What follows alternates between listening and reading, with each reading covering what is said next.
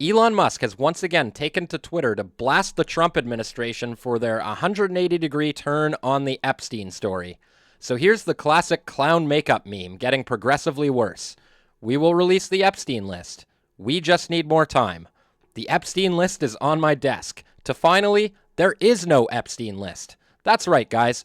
Donald Trump and his administration are trying to tell you with a straight face that after all this time, all this speculation, all these accusations, there is nothing to the story. There's no client list, there's no blackmail, and Jeffrey Epstein killed himself. I, for one, am not buying it one bit.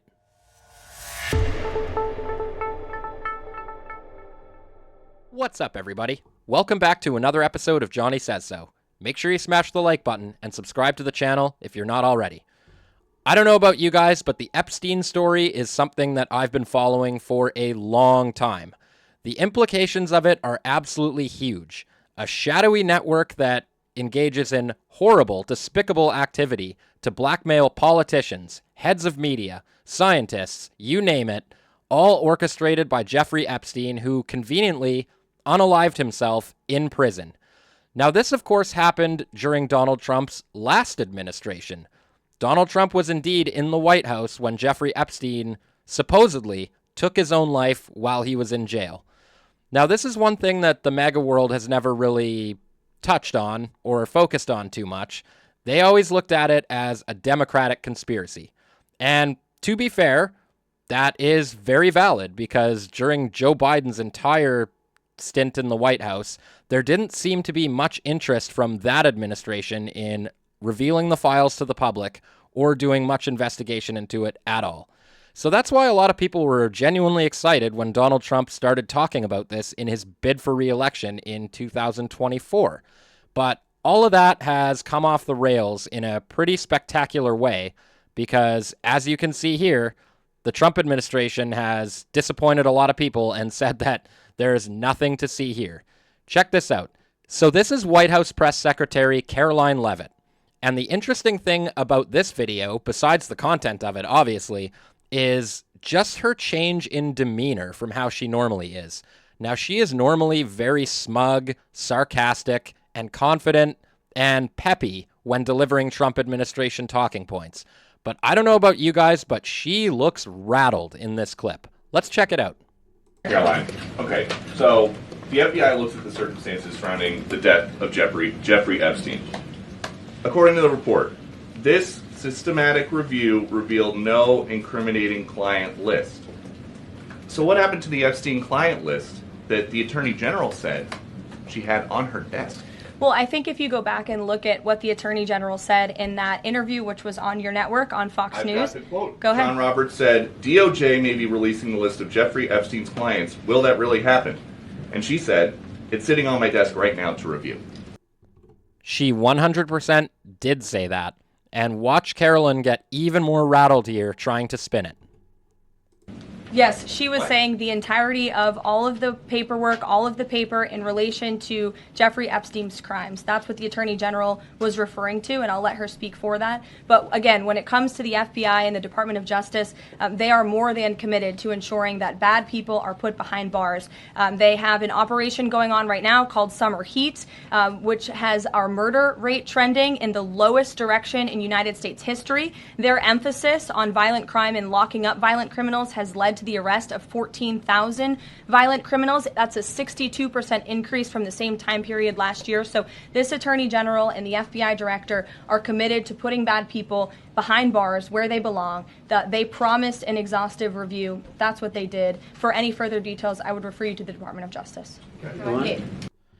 Now, that's a nice deflection and distraction that she had there, but she's talking, of course, about relatively low-level criminals when you're talking about the massive conspiracy behind Jeffrey Epstein and all of the high-profile people that he's quote-unquote rubbed elbows with over the years.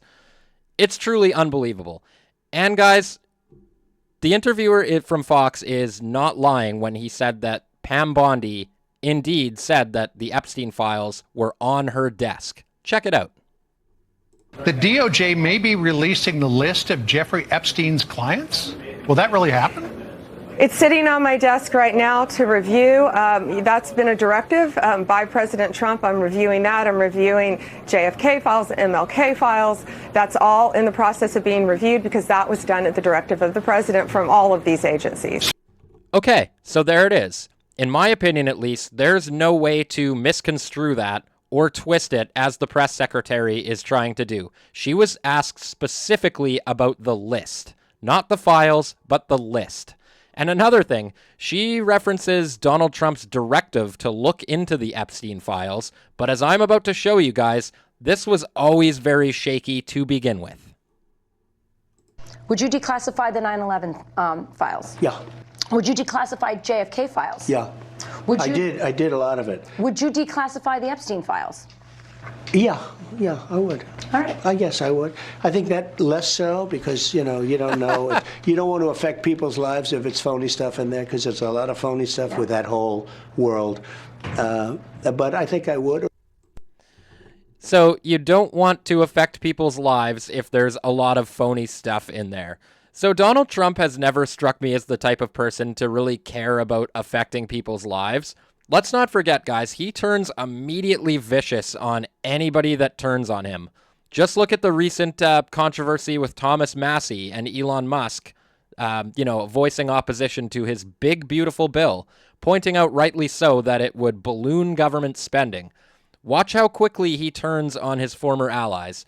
Now, it's going to be really interesting over the next few days and weeks watching this unfold, because all of a sudden you're going to see prominent Democrats and members of the media pretend all of a sudden that they care about this story or want to see progress on it, just because Trump is implicated on it, and they can sort of take this moment to pounce on MAGA while it's divided. Check out this moment here where they say the quiet part out loud. This is really interesting. Alex, I have to say, I'm with the people that still have questions about this. I kind of don't buy the nothing to see here. And I don't know that the Justice Department helped their case. They released this video.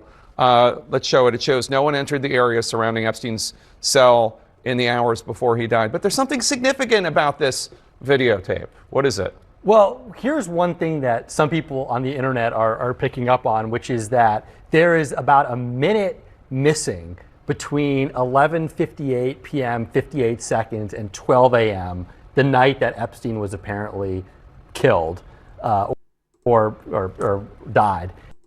I have to. So did you hear that? First of all, he had a little bit of a Freudian slip there where he said the quiet part out loud and admitted that Jeffrey Epstein didn't unalive himself, and he proposed a different theory. And the second part about this is that is absolutely true, guys. That video, there is indeed a minute missing. Also, what I find very fishy about this is that for the longest time, they have been denying the existence of a video. You guys might recall the narrative over the years, something about a malfunctioning camera, and now all of a sudden they have video evidence they want to show. Seems very suspicious to me. All in all, guys, I think this proves one thing. Any hope of the Trump administration being anti-establishment or wanting to look into these things, I think it's safe to say have been pretty well dashed. Now, I'm not going to say that I wish Kamala Harris had won the election, because the people behind her are just as guilty of this. I think, if anything, it just proves the existence of the uniparty, and maybe there truly is no way to vote our way out of this. I don't know. It's a pessimistic outlook, but that's the way I'm feeling right at the moment. But let me know what you guys think in the comments. And as always, smash the like button, subscribe to the channel, all that good stuff. And I'll see you in the next one. Peace.